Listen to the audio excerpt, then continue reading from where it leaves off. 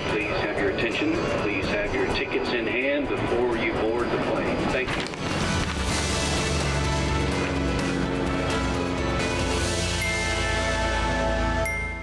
Hello and welcome. I'm Johan Castell and you're watching Wings. On the show today, we visit Gwalior and explore the city till late into the night. Then we fly worldwide for the latest exciting and interesting colorful festivals.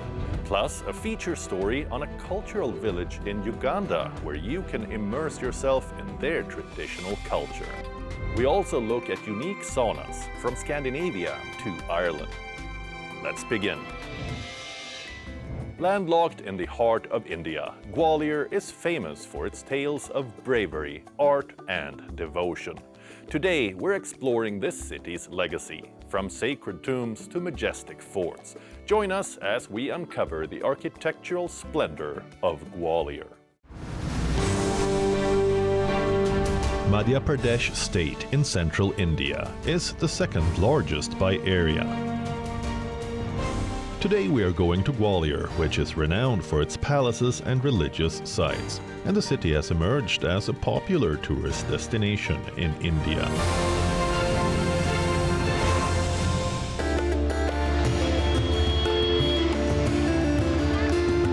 Our journey begins here in northern Gwalior. Just behind this busy street is the tomb of Muhammad Ghaus, a 16th century Sufi saint whose influence resonates in the spiritual and cultural ethos of Gwalior. Muhammad Ghaus was also a musician, and right next to his mausoleum is the tomb of Tansen, one of the great musicians in Indian history and a jewel of Emperor Akbar's court. Every year, classical musicians from across India gather here to celebrate his legacy at the Tansen Music Festival. From the melodic echoes at Tansen's tomb, we ascend to the crown of Gwalior, the Gwalior Fort. This fort has seen numerous dynasties rise and fall, and each left behind a piece of their story. The Gwalior Fort is not just a fort, it's a small world in itself. With its towering walls and robust architecture, it offers panoramic views of the entire city. I'm impressed by the large scale of the pond inside its walls. As I walk around the fort's courtyards and corridors, I stumble upon a group of art students who sit in the shade of a tree to practice their craft. Hey guys, how's it going? What are you guys up to? Oh wow. Take a look at their work. These watercolor paintings are splendid. It seems to me like the students had chosen the right spot in Gwalior for motifs to draw inspiration from. After strolling around in this royal fort for what seems like ages, it is time to relax until nightfall.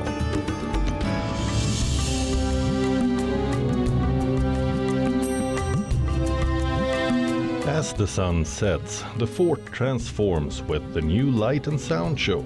It's a spectacular display that brings the fort's history to life, narrating tales of bravery and beauty through vibrant visuals and captivating audio. In the Mughal era, a boy with astonishing talent was born in the town of Behat. I'm told this light and sound show has been newly modernized, and based on the number of people here watching, it seems to be a hit. By Chhatrapati Shivaji Maharaj, who had raised the flag.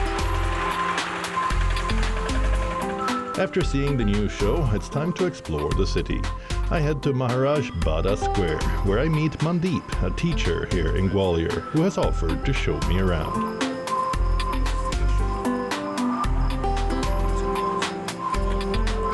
Whatsoever structure you will come around, you will see it is made up of stone. And I would say having British influence on it. This is the central post office, main post office of the city, and you can see the structure is pretty American. Maharaj Bada Square is not bustling with activity this late, but it is lit up beautifully.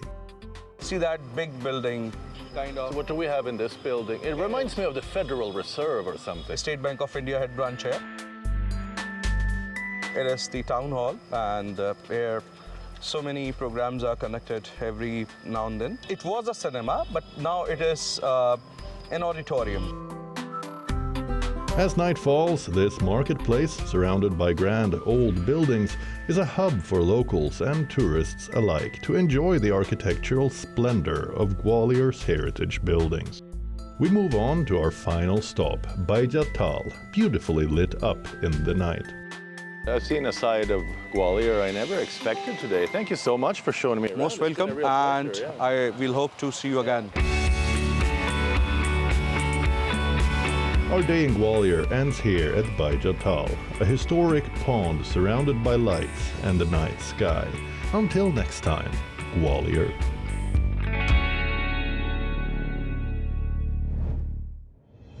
Just thinking about an excellent sauna session puts the mind and body at complete ease. But have you coupled it with a cold dip in freezing seawater? Fly with us to Europe as we explore unique saunas from Scandinavia to Ireland.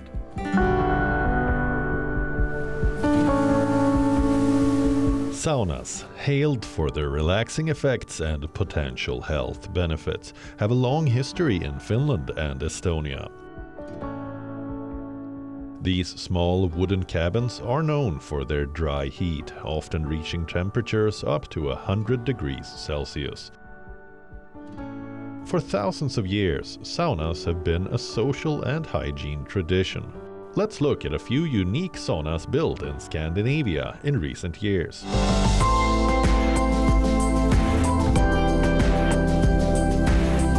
In the depths of a disused iron mine in Sweden, bathed in the bluish glow of flashlights, a group emerges from a sauna.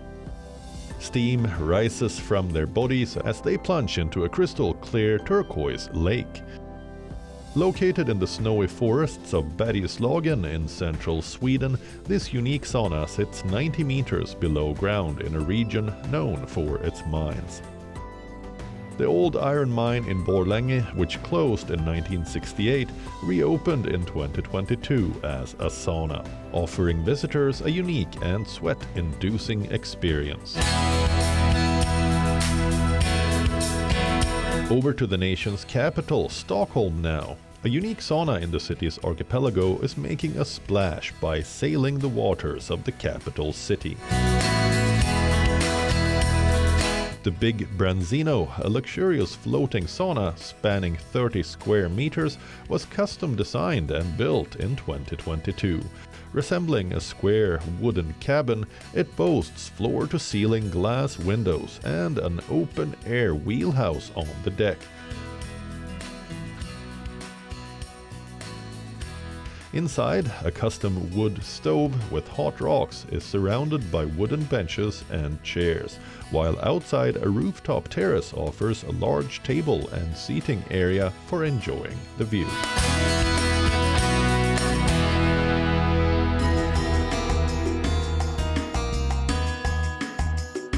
Across the pond in Finland, sauna enthusiasts seeking a new experience can now elevate their relaxation in Helsinki.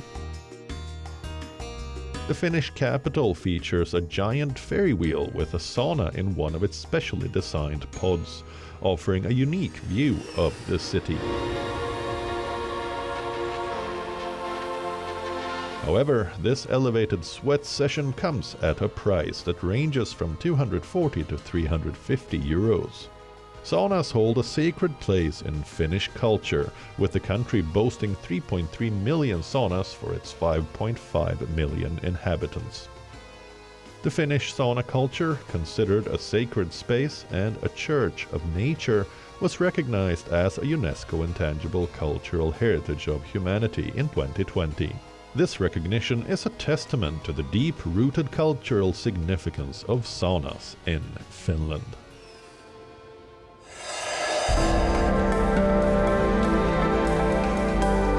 Over to Ireland now, where a relaxing and enticing wellness trend is making a remarkable comeback along Ireland's shores. Since the COVID-19 pandemic, mobile beach saunas have sprung up around Ireland's coastline and are rising in popularity. The little wooden pods allow customers to warm up the body's core in these cozy saunas. They then rush for the freezing seawater and can enjoy a more prolonged dip after warming up first. This alternating routine makes many feel radiantly alive. Have you heard of a fire festival that dates back to the Iron Age? Or how about the Mexican town that dedicates a day to honoring donkeys yearly? Our next story brings you all the exciting and entertaining celebrations that recently took place worldwide.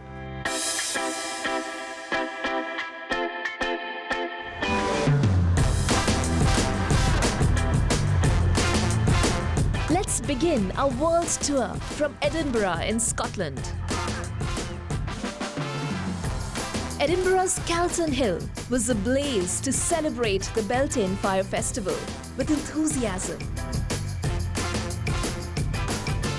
This Iron Age Celtic ritual is being staged for many years. It's a captivating mix of drama, grand costumes, and unique rituals. The festival, which takes place on Calton Hill, marks the birth of summer. The name Beltane roughly translates to bright fire that plays a constant role in many rituals. What makes the extravaganza alluring for thousands of people? The festival starts at sundown with the lighting of torches at the National Monument. The beating of drums stirs up the procession led by the May Queen, who represents purity and growth. She is followed closely by the horned god, who symbolizes the life that grows on earth.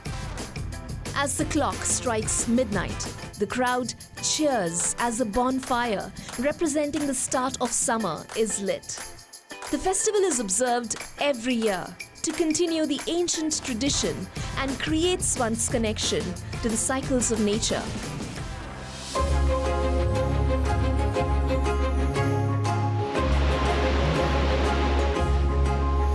The Moroccan city of Tangiers is known as a melting pot of cultural expression and boasts of a long, rich history of jazz.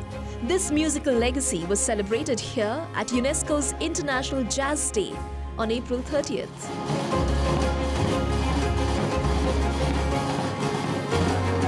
The event highlights the cultural and artistic ties between the people of Morocco, Europe, and Africa. Legendary music figures from jazz, blues, and Nava jazz delivered electrifying performances. Nava jazz is a popular fusion of Morocco's traditional musical style and jazz.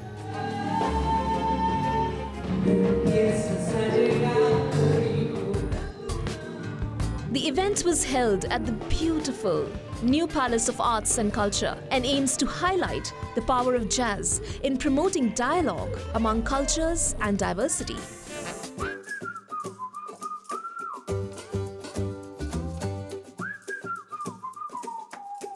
Do you know about the festival that honors donkeys? Maintaining a decade-long tradition, the Mexican town of Otumba celebrated its annual Donkey Festival to honor the hard-working animal. The festivities started with a polo game on donkey back and continued with a costume parade, a race, and a braying contest.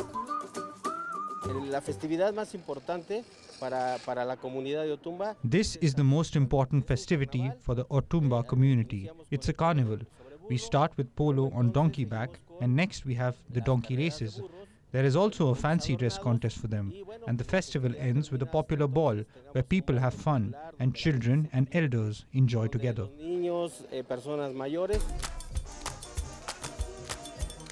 Origins of the Mexico Donkey Festival go back to 1965. Back then, Otumba residents used to rely heavily on donkeys.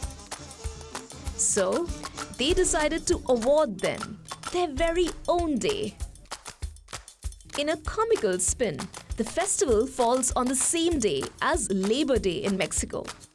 This was done intentionally to pay tribute to the animals' hard work ethic and celebrate their role in the life of the Utumba town's community. Let's take a flight to the heart of Africa, to Uganda. Here, a unique cultural village awaits, offering curious tourists a glimpse into the rich tapestry of their Baganda ethnic culture. Explore the many age-old traditions and customs that have shaped this vibrant community and immerse yourself in a world of wonder.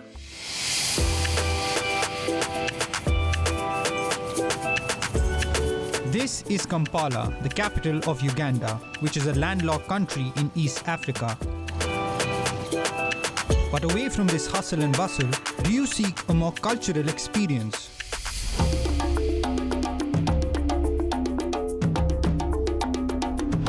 Welcome to the Iwafe Cultural Village, a place where visitors get an immersive experience of the traditional and cultural norms of the Baganda people, one of the largest ethnic groups in East Africa.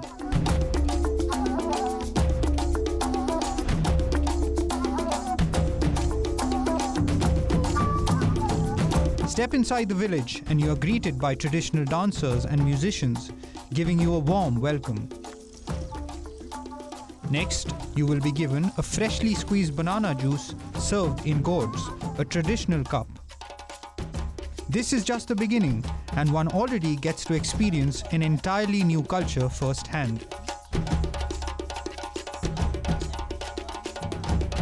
Wondering how this idea came about? Ask Aisha Nabwanika, the 30-year-old who aims to take these traditional norms and the story behind them to the rest of the world.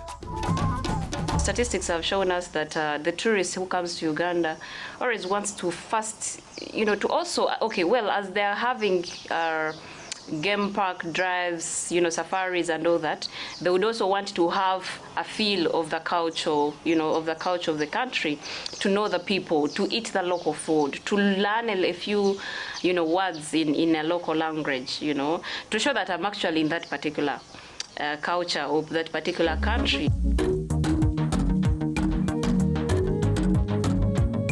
The cultural village offers visitors experiences of all kinds. From collecting water in pots to learning how to fish, one can learn the daily chores of village life. Activities celebrate age-old customs like dressing in gomesi, the traditional female attire. Visitors also get to prepare traditional foods like mubisi juice. Don't worry, you can relish delectable dishes like the steaming hot matuke, a mashed banana dish cooked using banana leaves. Because we have largely grown up in the city personally, and you've over-concentrated on the books, there's been a hiccup somewhere. I feel like coming here to Iwafe Cultural Village has now reconnected me kind of to my roots.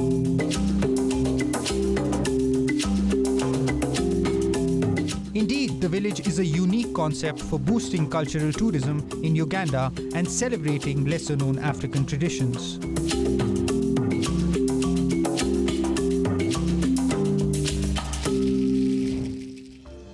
Japan has seen a meteoric rise as one of Asia's most loved travel destinations. However, over-tourism and bad tourist etiquette are forcing a town in the island nation to monitor what visitors can do there. Watch our next story to find out more.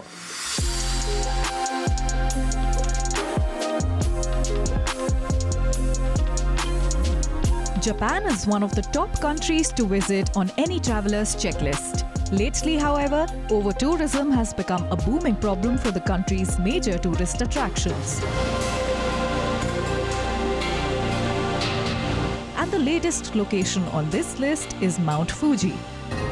The small holiday town of Fujikawaguchiku, which has a gorgeous mountain view, is visited by countless foreign tourists daily. But poor behavior by photo-hungry tourists has forced the city to take a strict step. Many local residents have complained that tourists litter the area, don't follow traffic signals, and even trespass into their property. The town authorities are now preparing to build barriers along this narrow pavement lining the busy road. They hope that blocking the mountain's view will stop people from acting unruly. You can see that it's understandable what they're about to do. And there's like a lot of people, like this spot isn't meant for tourists, but then there's like in TikTok and everything, there's influx of people coming in. So regrettable, but it's understandable. Yeah. Residents complain that people illegally parked and smoked outside designated areas. The barrier would be 2.5 meters high and stretch more than 20 meters. However, it is still being determined if this is a temporary or a permanent solution.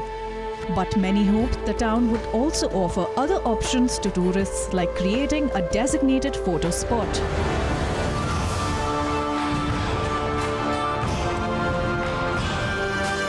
This summer, hikers using the most popular route to climb Mount Fuji will be charged $13 each, with the numbers capped to relieve congestion and improve safety.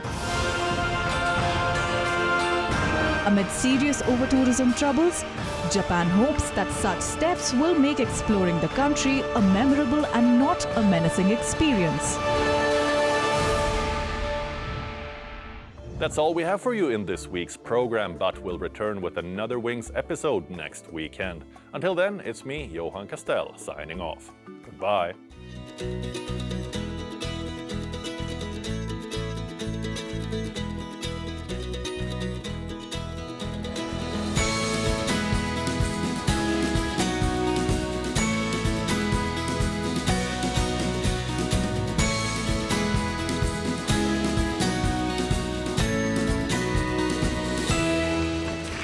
Ladies and gentlemen, may I please have your attention? Please have your tickets in hand before you board the plane. Thank you.